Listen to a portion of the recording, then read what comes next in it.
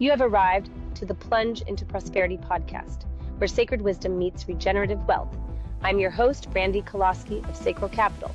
Now let's plunge in. Hi, Shannon. Welcome to Plunge Into Prosperity. How are you today? Hello, I'm good, Brandi. Thanks for having me. Yes. When I reached out to you, I had a feeling you were going to have a unique journey to share with our listeners. And could you kindly tell them why they should continue listening and staying here at Plunge Into Prosperity? Yeah, so I'm Shannon Powers. I'm actually based out of Chicago, Illinois, and I've had a vast variety of experiences in commercial real estate. I'm now at my family's company, but prior to that, I started in commercial brokerage. I went into acquisitions at a smaller family office, and then I switched into asset management, which had about $1 billion accounts under management at that fund. So a lot of different sizes of companies and a lot of different positions. And now at my family's company, RTO Property, I help manage about 200 single-family homes. We also have a portfolio of about 80 Airbnbs, and then we have about 5 to 6 commercial assets as well. So I'm managing the asset management and then doing investor relations, which has been probably my favorite part of raising the money and kind of just continuing to make more relationships with other investors. So, yeah. And just like me, you probably have an hopefully organized sleep schedule, or you try to stay on one, but it's never consistent. I know that for sure. There might be some late nights because of deals or things that need to be reorganized or reshuffled. Do you find yourself getting into having to check on your weekly or monthly personal self that reflects into your business as well? Yeah, well, I feel like we talked about this too when I first talked to you. I loved that aspect of our conversation. I think that's been a big transition. So especially switching from a company that isn't yours, you're still passionate in, but then going into a family business where you kind of have more stake in the game and, you're working with others in your family as well. So I work with my younger brother and my dad right now. Mm-hmm. And yeah, I think I really try to put time into myself and my schedule so that I can show up for other people the next day. I think I pride myself in that, but it's definitely easier said than done because there is so much going on, and I definitely find myself checking my phone a little more often than I probably should, especially right before bed or right when I wake up. But yeah, it's a constant battle, but yeah. My father owned a collision center, and my brother and I worked in there in different manners because I was on stage and danced my whole life, and then I was Miss Gainesville, and so I would do the commercials or help with the marketing. And later on, when I owned my own marketing agency, his company hired my company, and and then the dynamics, they taught us to be competitors, and for us to be our own competitors. So you're in that dynamic, and so my grandmother ended up putting me in a meditation school, but it also taught you about self-awareness and mindset as well, and kind of similar to a coach. But it was a seminar for a long weekend. And so at a young age, I was learning to go inward to seek that from myself, which is self-love and acceptance, and not look for it from the outside or judges, and also bring those type of qualities into family dynamics. How is it working with your family? It's good. Yeah. I think there's definitely growing pains, which I think is normal in a family business. We actually have a family business coach, and that's been really interesting because we all have different work styles. Yeah. Overall, I love working for my family, and I feel very fulfilled in what I'm doing. But there's definitely challenges to adjusting to each other's communication styles or work styles and schedules. So all of that is just an adjustment, as you would probably know too. So I agree. I ended up hiring in, not even just hiring in, but being blessed to be introduced to a performance coach and healer that I meet with her every week. And we are actually having her stay inside the business as well, the fund that I'm launching, so that if we see a company's financials going down, it's most likely that the C-suite team or the there's some I call drama trauma happening that they might be bringing from home into the business, or they don't have everyone has a different style of working, so having to regroup with new tools on how to work together. And whenever we see those financials going on, we're going to send her in as an emergency, because it's most likely that unless there's a big economical shift happening, and that's the reason, but that's very seldom not the case. And most of the time businesses fail is because of organization, communication, and the upper chain. Yeah. So that's really beautiful. I commend you and your family for having that solid ground to go to. Yeah. Well, I think it just helps us all be like honest with ourselves too, because I mean, there's challenges in any business, and then like working with family, it's another challenge, and it's even more challenging to turn off then, because then when you're actually having family time and having like work conversations on the side, then it's not actually turning off in a family space. So but I mean, overall it's been great. I love working for my dad. He's been just throughout my life just a huge mentor to me. I grew up playing competitive sports too. All of us did. I have 2 siblings, an older sister who's actually in the medical field, and then my younger brother is in real estate as well. So I think just having that kind of instilled in us when we were younger was, I guess, kind of made us out to be who we are now. So I agree. So that leads us into, what is your version of prosperity, and how have you plunged into that? Or how do you plan on plunging into another version if you have some future goals? And I think, first of all, I love the plunge into prosperity phrase that you have. So I love that. I think for me, it's being able to show up every day in, like you're working towards the same goal at a company, but being able to show up and be passionate and like have good energy about it, because it's important that you're able to show up with energy and kind of like embrace that onto other people as well on your team. And I think it goes a long way too, because when you're working on a team where it's like everyone's stressed, everyone's not enjoying what they do, it creates conflict and it creates a negative aspect to the company. So all of that goes a long way. I really try to put, like we were saying before, put time into myself so that I'm happy and I'm a happy individual, but also prioritizing the company. So I think it all just starts with yourself and within. And I think being able to focus on yourself and then showing up to your team in good energy goes a long way. Yes. So and then how did you plunge into this version of who you are today?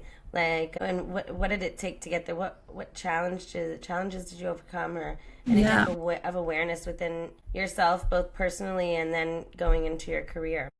Yeah. Well, going back to my first job out of college, I was a commercial broker, so I worked for myself. I mean, I was essentially an independent contractor. I did industrial real estate sales. Industrial bug with your father, because he was entrepreneurial. Yeah. So, but that was so fun. I mean, it was a lot of cold calling. We basically cold called 50 people a day, and that's the best way to start. Yeah. It was great. I almost did my career backwards, like doing the sales and then acquisitions and then asset management and then now like at the family business. But no, I don't think so at all. A lot of visionaries and leaders out in the world say sales and like putting yourself out there. I think athletes already know that, though, too. They're more comfortable going into that, because if we're told no, we just keep trying. And I wasn't allowed to say the word can't in dance school. Oh my gosh, me too. You're right? So that's why you and I get along. So there's never problems, always solutions, right? And so when you're making those sales calls, that's just comfortable for us, because we're used to falling and getting back up. Or auditioning or trying out for things and not making the team, right? Or the cut or whatever. Like getting told no, I think getting comfortable with that, it was great right off the bat. I already had like some familiarity with it, but I think that definitely was a good start to my career. You just meet a lot of people. You learn from so many different private owners. So I was calling industrial owners who, honestly, a lot of them were just smaller blue collar workers that ended up building up their companies or manufacturers, and they owned the real estate and ended up somehow owning like $3 to $4 million buildings that they had no idea were worth that much. So Right. that was really fun. And leveraging them. Yes, exactly. So we Yeah. would do sale-leasebacks where I would pitch them to sign a 5 to 7 year lease, and then we would sell their building to an investor with them in it as a tenant. Mm-hmm. So that was like about 50% of my business plan when I first started, but That's amazing. Great model. definitely a lot of hustle in that job. So Oh, yes. I think that job taught me like I can't completely lose Went my over. You yeah. can't lose yourself. Yeah, so it was just that was probably at the end of it, I got pretty burnt out. So I was doing brokerage for about 2 years. Mm-hmm. And once I reached that point, I think I was just done with brokerage. I knew it wasn't a long-term career for me, so I went into acquisitions at probably like a 20 to 25 person company, and we owned about 40 shopping centers throughout the US, and that was the first fund I had worked at. So Okay. we had about a $25 million fund. And how young were you? I was 24. Yep. You and I had similar careers because that's when Yeah. I was assigned Trump Puerto Rico, Trump Panama, Trump Hollywood to oversee all of their sales, marketing, ad campaigns, and media and events and so forth, and and I had to hit quotas and I had to cold call them, and cold email reporters because I was only like a couple years into the industry because I just graduated myself, and so reaching out to journalists and making sure a couple $100 million book of sales that needed to happened, and also in countries that I'd never even been to. So just being able to go through that at a young age, I also think that it says a lot about you. Yeah. Well, I think you just have nothing to lose at that point. Like, you're still building your reputation. You kind of you don't care as much, I think. Yeah. You're still building your reputation. So even if you lose, it's not like you're losing much, Well, So I almost lost my position because I was in Miami and I was having fun. And thank goodness my boss was my mentor, and he liked to have fun too. But when he was younger, and he was like, Brandi, you got to stop coming in late. And so, but right when he told me that, my dance teacher, I heard the dance teacher in the back of my head, and I started coming in early and leaving late, and I ended up getting Employee of the Year out of 52 cities globally, worldwide, and oh my gosh. Yeah, and so the more I hear about you, I just crushed it. Your whole background. But again, and that goes back to what I was sharing with you a little bit ago, which is, how are you handling your personal and transitioning it into the business and keeping organized those daily and weekly and monthly rituals, so to say.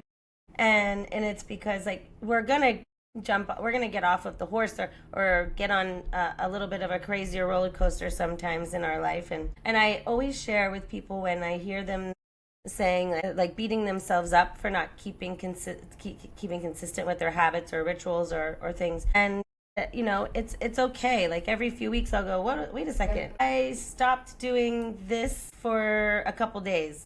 And my body will even tell me, and I'll be like, no, let's get back to going outside and grounding before you do X, or, making sure that I'm meditating or handling this, on the personal sides, because it's going to reflect in the business. And so, where do you feel inside of your personal life and then into the business?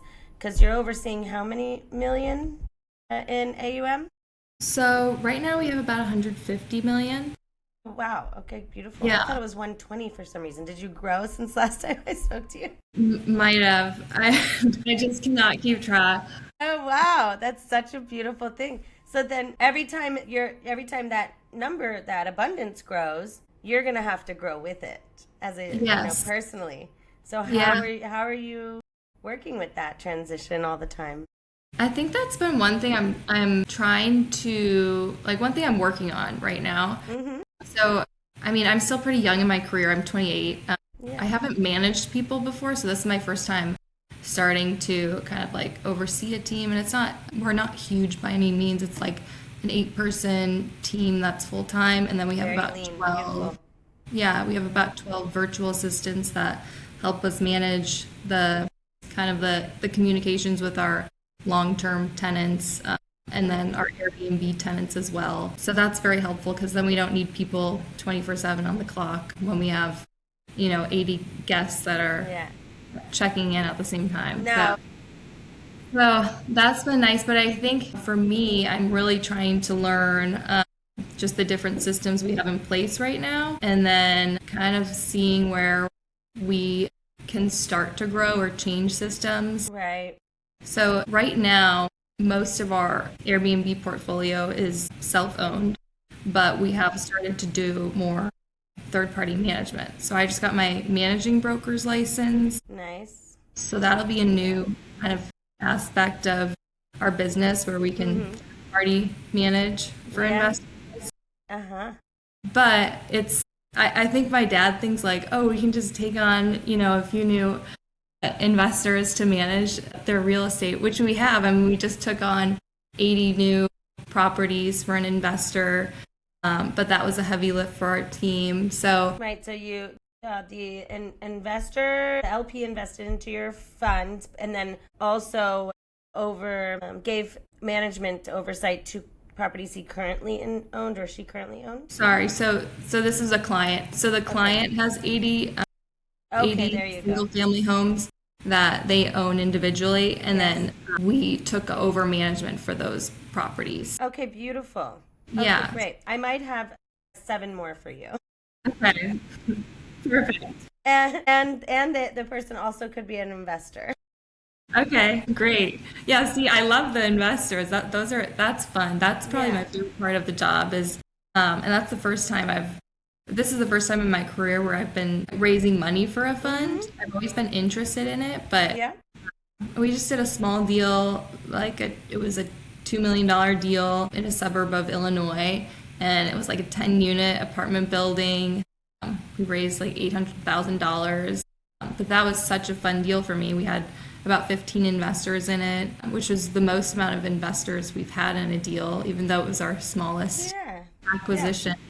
But that should feel good. That I like bringing in a few more than normal on a cap table if it has a good purpose and feeling, and the team and the LPs all blend well together. So we can all, because at the end of the day, when we are closing deals and making money, you want to celebrate with those kind of people, and you want, these are all your friends. Like, you always want to do deals with friends too, and you want to keep them in your life for a long time. So exactly.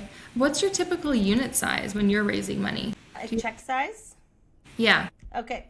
I didn't know that they called it unit size in your world. Never heard that. There's no such thing as checks really anymore, so they probably should, relieve that terminology. So right now I've been raising from just women into an SPV. That's going into the fund as one entity on the cap table. Because when we open the fund, it'll be $3 million and up. So right now I'm allowing women to come in. They've come in between $1,000 and $60,000 right now.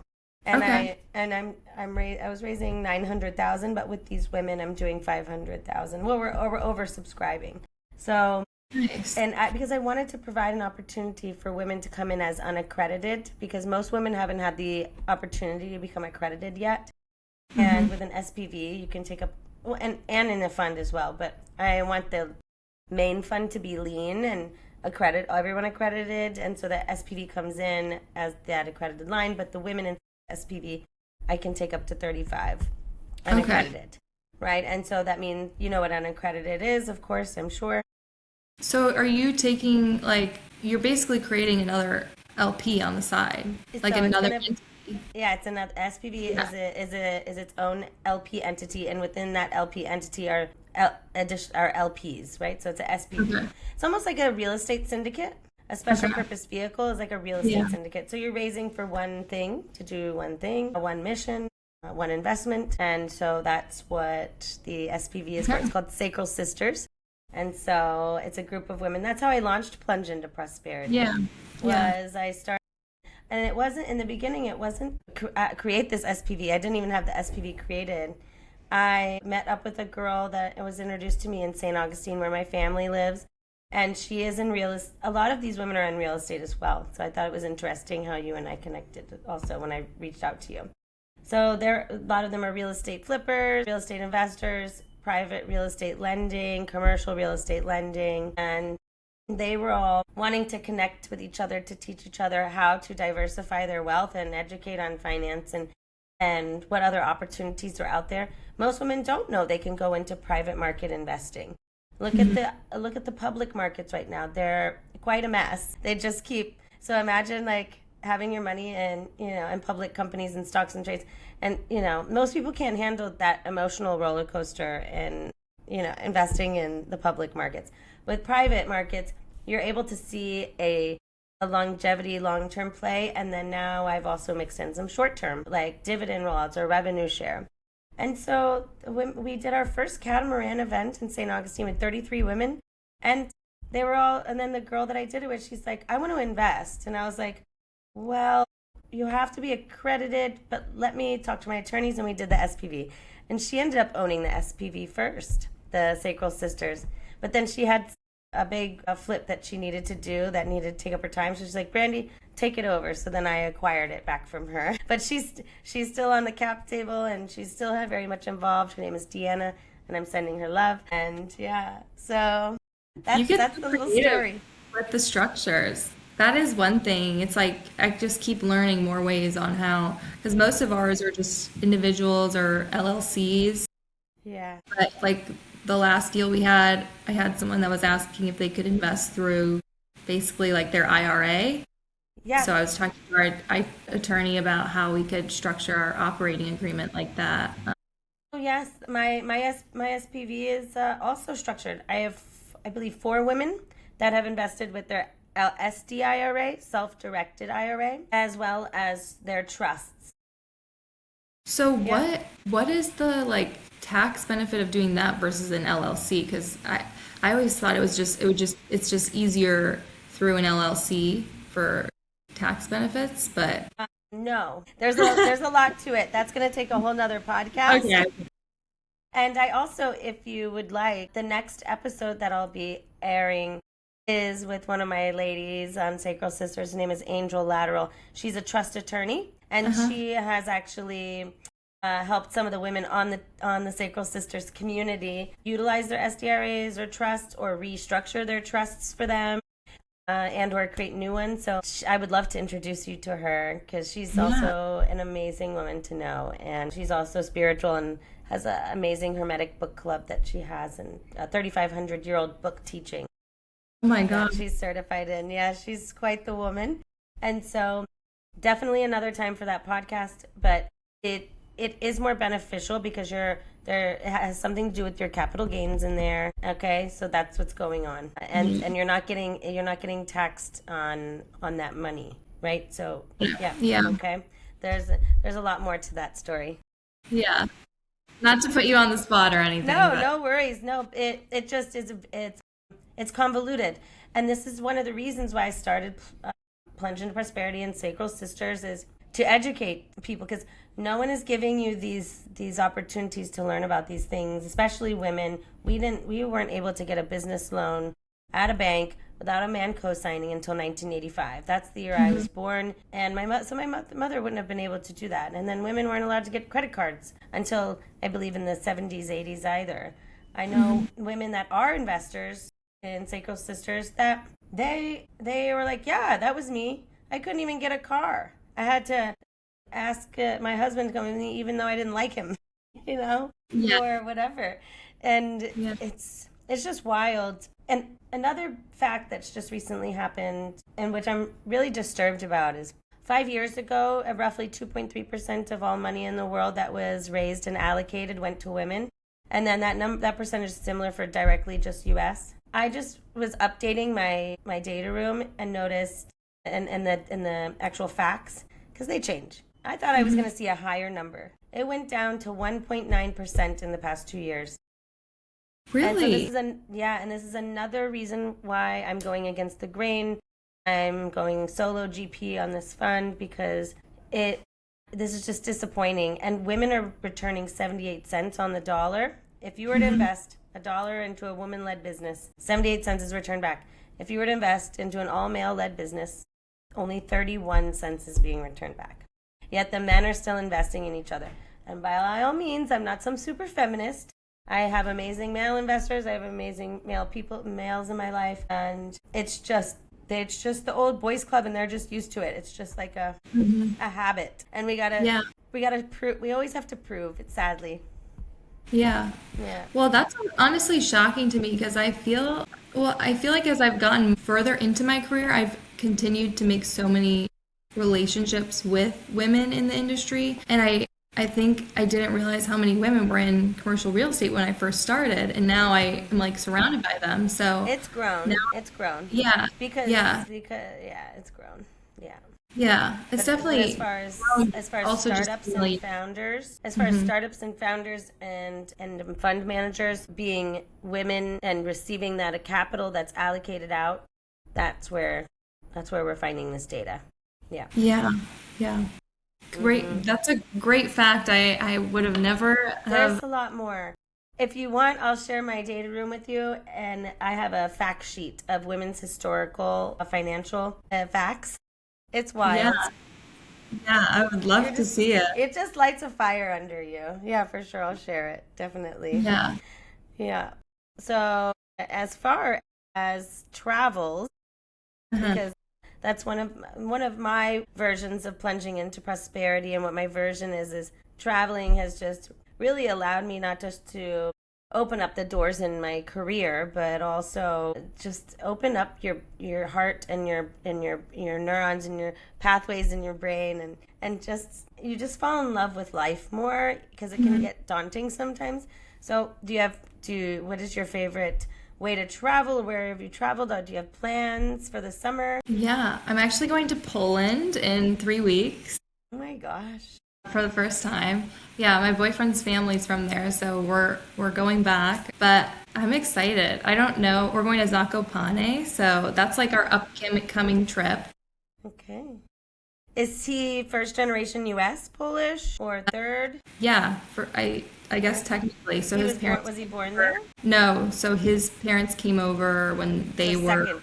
28. Okay, so Okay, he's well, let me know. I think you're right. He's first generation in US. His parents. I guess, yeah, Yes, there since you he go. was Yeah. born. Okay. So yeah, but which is crazy also to think about because just like talking to his mom, she came over to the US, like learned English, all of that when she was my age. So that's a very, That is, yeah, that's everyone tough. just goes through like huge transitions in life. So it is very impressive. But Their journey. That's a yeah, turn on for yeah. sure. But that's our You know, upcoming trip. I'm Polish, right? So Are you? Oh, well, the my last name, yeah, the last name gave it away. Yeah. my great great grandmother was a Polish Jewish nurse, and she was Okay. put in the women's concentration camp. Oh my God. And her name was Katalina Tritsky, with Catalina with a K, and the last name was Trzpis. Yet I did not know any of this because my mother was adopted from Germany right out of the womb, and a Spaniard woman and an American Army man ended up adopting her. And so I ended up finding her real mother like 5 years ago.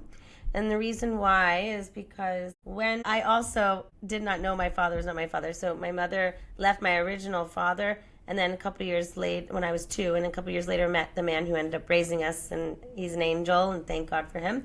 And so when we did 23andMe, it said, people always said, oh, you're Jewish, and I'm like, no, I'm just Polish and German and whatever. And then it comes out that I'm Jewish. So then a rabbi tells me, go find your grandmother, your real mother, your mom's real mother, your grandmother.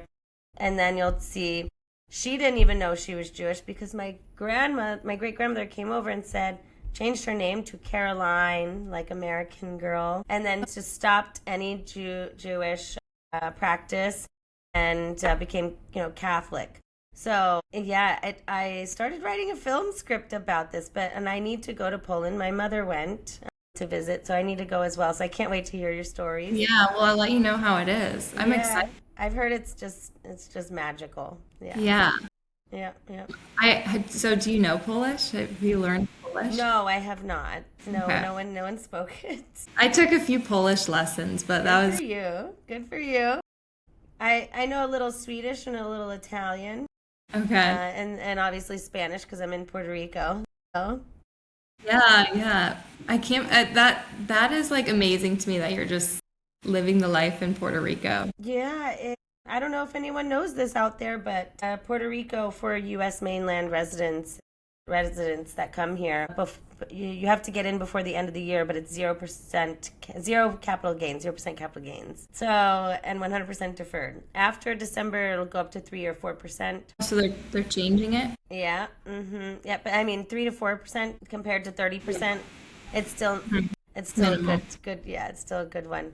And then I Yeah. opened up an entity here so they give you tax credits and money back when you open up businesses here, whichever type it is. So there's R&D, and then they're manufacturing or exporting of services. So I created an entity to export my services of my fund to the US. And so I'm getting 50% back. Oh my gosh. Yeah, so it's better for my investors, for my LPs, Yeah. because now there's more upside to be distributed.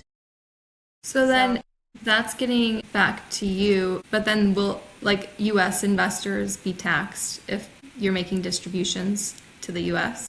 Well, you just have to make sure that everyone's always going to get taxed. You know, there's no way around that. We're not trying to evade tax, you know. Yeah. But your dividends within a fund, or say there's a big exit, you just have to make sure you have the proper setup on your side as well, however you want those. Some of the women though have asked me to keep their dividends in. Oh, okay. So let it roll back in. Invest, yeah. Yeah, Nice. and they also want to open up another SPV to hit the 3 million check. So Sacral Sisters too. So yeah, there's definitely ways that I'm not trying to give financial advice that I need to make sure I say. And that I'm not a tax attorney professional. So, but this is just what I've been learning. Yeah. So yeah, for sure. That's awesome. Yeah, Puerto Rico is great. I always said I wanted Miami with mountains, and it's 20 years behind Miami, but it's more chill. And I liked hiking in California when I was MD at a VC out there. So my Puerto Rico really gives it. And I'm investing. I'll be investing 25% of the portfolio here. So Wow. yeah, there's a lot of abandoned commercial buildings. There's organic agriculture that needs to be amplified here. The energy grid system, I've met with another firm, a capital firm, that they have invented a new storage energy grid system that they'll be rolling out into different parts of Puerto Rico as well. So there's a lot of abundance to be made here. Yeah. That's a fun part of real estate is like the abandoned commercial buildings. We had one, wasn't abandoned by any means, but it was 30% occupied when we bought it, and now it's 95% occupied. Amazing. So that's been so fun because even the tenants are just so grateful. It's a commercial, like office, retail building, and then there's 16 residential units as well. And I don't know, it's so fun turning around a whole commercial building. Yeah. And initially it just started from like flipping residential houses and renovating them or turning them into Airbnbs and like that sounds cool. yeah, just with like the smaller projects, but then kind of eventually getting into commercial buildings has just been a whole different side of the business. I Really? want to give a shout out to my friends at red.atlas. You should check them out too. It's a Okay. new platform and to look at land, buildings, and all of the data behind it. There's AI integrated into it, where it can give valuations of the land as well. Yes, it's great for your businesses, but then I'm also going to already started using it as well for both personal and business too. 'Cause Yeah. I'm looking to purchase here, and I'll introduce you. They live here part time because they opened the business here. So check it out, red.atlas. His name's Henry, but I'll introduce you to him because you'll be able to identify off market. There's also a lot of off market on there. Yeah. Even though off market isn't, I've heard lately that off market is really no longer a thing, but Red Atlas really does show some off market things that really I mean, are. Yeah, we find things off market still. I Right, don't know. right. Maybe There's a it's lot of John Doe stuff out there as well.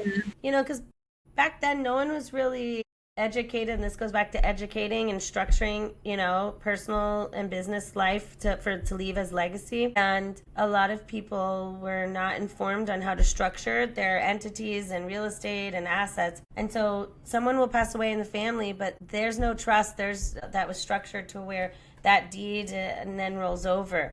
So then a lot of these buildings they're just there, yeah, and there's no name behind them. It's a John Doe. yeah, yeah, And they're given up and taken by the court, and then there's nothing there to do. So, yeah. yeah. Yeah, we've worked a lot with the cities too, where we can like redevelop or even just do like the commercial building that we had leased up over the past few years. Mm-hmm. There's also like a lot that we're looking at potentially developing a new commercial building on. Okay, But it's cool. just like a portion of what we already own, but just Yeah. kind of figuring out if it'll work. So it's working with the cities too as Yeah. well, having good relationships with them. Mm-hmm. But the development side is a whole other animal. It So is. It definitely is another animal. yeah. Well, that's another topic we can go into. Yeah. 3D, like, I don't know if I was sharing with you, but I'm going to be acquiring with my fund a 3D printing robot for Okay. commercial and residential. I'll lease it out, the robot, to developers here that are doing residential, but mine is for specifically commercial. And these guys built a Walmart shipping supercenter in 6 days with two robots and six guys. So you can really get something off the ground quickly, and it can go from hurricane proof to blast proof as well. Oh my gosh. Yeah, yeah. So we just did a 25 home build to rent project in Cape Coral, Florida a few years ago. Okay. And so now half of them are long-term rentals, half of them are Airbnbs. But that itself, like just the development project, especially when you're out of state, I mean, it's a long process, you know? So Yeah, did you have a good GC at least? yeah, we did, but there's always like road bumps too. So it always starts out good, and then it can be a little Always, stressful always. You really so have to love that world, property development. You really yeah. do. Like Well, the robots, urbanization or neighborhood development. Yeah. yeah. Well, the robots would have helped us a lot with that. Yeah. So what I already did a financial breakdown on them. The thing is that if you do not have a quantity in your pipeline, if you were to buy the robot out yourself, it would not offset on the cost. It would, Yeah. it wouldn't make sense. So that's the only caveat. You really have to have a good rollout. You have to have multiple neighborhoods that you're going to be doing, not just one. So it only works for like the institutional sized. No, because there are many developers out there that have a good pipeline, you know, Yeah. and they Yeah. should get a robot for sure. Yeah, and the designs and the drawings are just going to get better, and its capabilities. So Yeah. Yeah. and It is so fascinating. that's another team I'm working with, and they're out of Denver, right outside of Denver, that own the robots and the manufacturing of the robot. So they came out to Puerto Rico as well and met with some of the developers here. Yeah. We got a full-fledged crash course on it all. Oh my gosh. All the conversations you have are just so interesting. Yeah, it's fun. I love what I'm doing. I love Yeah. life. I love learning. I'm a bibliophile, a polymath, and I've worked in every industry prior to this. I have not touched the robot yet, so I will not say I've worked with robotics, but I have not worked with robotics and live animals. So other than I've worked in every industry, so it could go on forever. But we're Yeah. coming up close to our episode session here. Is there anything that you want to leave with the viewers or listeners? Maybe where to find you, where to invest with you? Yeah. Yeah. So our company is rtoproperty.com. So if you have any interest in investing or renting from us, that's where you can find us. And then we also have our Airbnb company, which is sundownvista.com. We have Airbnbs in Illinois and Florida, Siesta Key, Marco Island. So a lot of fun destinations in Florida. And yeah, that's where you can find us. Amazing. But as far as just Personally on LinkedIn? Yeah, yes, me personally on LinkedIn. And yeah, I enjoyed our conversation. So thanks As so well. much. I have one more thing to add. It just popped Yeah. up. It popped up in my head a few times. Yeah. My girlfriend and her husband had roughly 60, 70 properties similar to how you have your Airbnb, but they created their own company called Host and Keep, and it had its own little management company in there as well. Some of the properties were half and half owned with other people. They just got all of them acquired under a multi-acquisition with BlackRock. Did they? Yeah. I've been hearing that. Yeah, so Yeah. that actually happened to our What's your path? Huh? Well, our old manager for our Airbnbs, he is basically like aiming to, once you have a certain amount of properties under management, you can sell them as like a portfolio to larger companies. So I think you're at that point. Yeah. Yeah. So maybe one day. I would introduce you to Blackstone. I have some friends there. I'm not really a fan of BlackRock, but I have some friends in Blackstone.